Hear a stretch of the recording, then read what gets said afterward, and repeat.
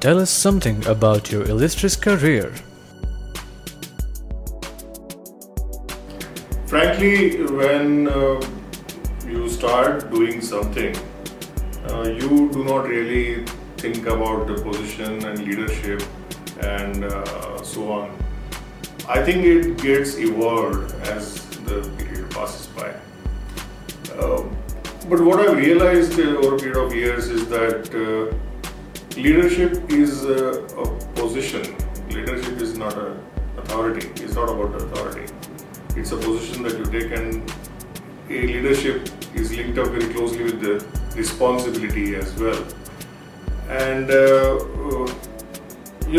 it for some people it comes very automatically, and for some people they have to work very hard at it.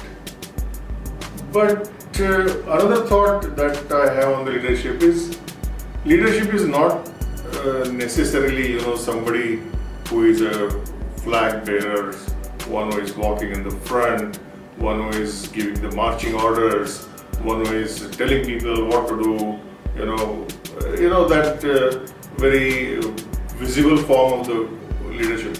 I don't think that's the only way to be understanding what leadership is about.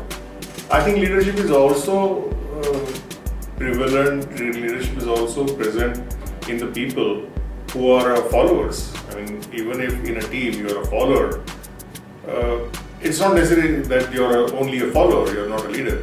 You have to have those traits of leadership, because even in a group there can be some responsibility which can fall on individuals suddenly, without knowing, without estimating, without calculating, and then you have to stand to the expectations.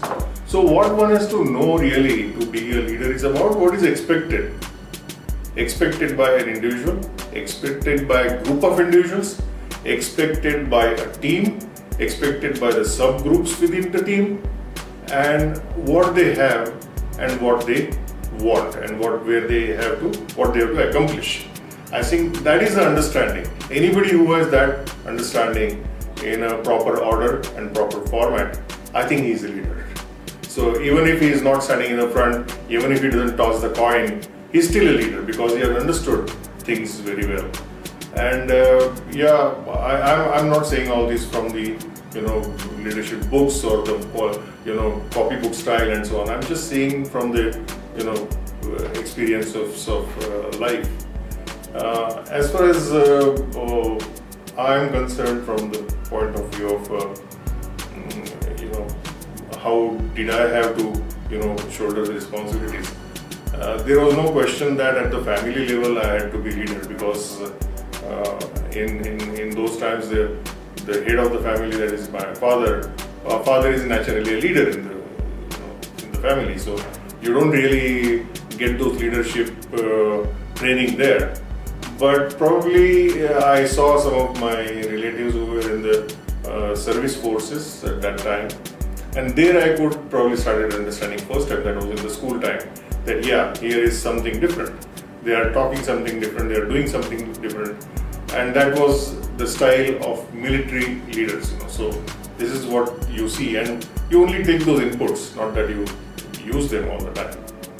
But as you grow up in the school, then as you grow up in your education, your colleges and so on, what happens is you participate in cultural activities, you participate in the sports, you participate in the social functions and so on. And then you are a kind of a volunteer, or you are a kind of a team player. And while playing that role as a team player, you start understanding somewhere that, wow, this is not, I'm supposed to be a team player, but I cannot do this. And when you realize I cannot do this, that what cannot be done by you is something that you expect that your leader to do it. So I think you start learning that by participating in the functions which are kind of extracurricular activities, so to say. That's where some seeds get sown. And the same thing probably continues when you get into job situations. That your job description says so and so. doing all the things that are expected out of you in a job description is one part of the story. But can you do something more? Can you add some value? So adding a value is very important and linked up with the leadership. One who can add a value more than what is expected is something, is a sign that you are on the path of leadership. So you deliver something more than what you are expected to deliver is one way of identifying. Then achieving results in time. Then in job functions you are stated that this is what all you're supposed to do. So doing more than that, I think this is where those things start coming. And when you do more than what you're expected to do, naturally more responsibility is thrown on you, and then more you think about the leadership. So that's how you probably evolve as a leader. But there are people in this life who have been thrown into the position of leadership suddenly without any pre-thought and background and so on, and yet they do well and they are natural leaders, and I think they do well as well.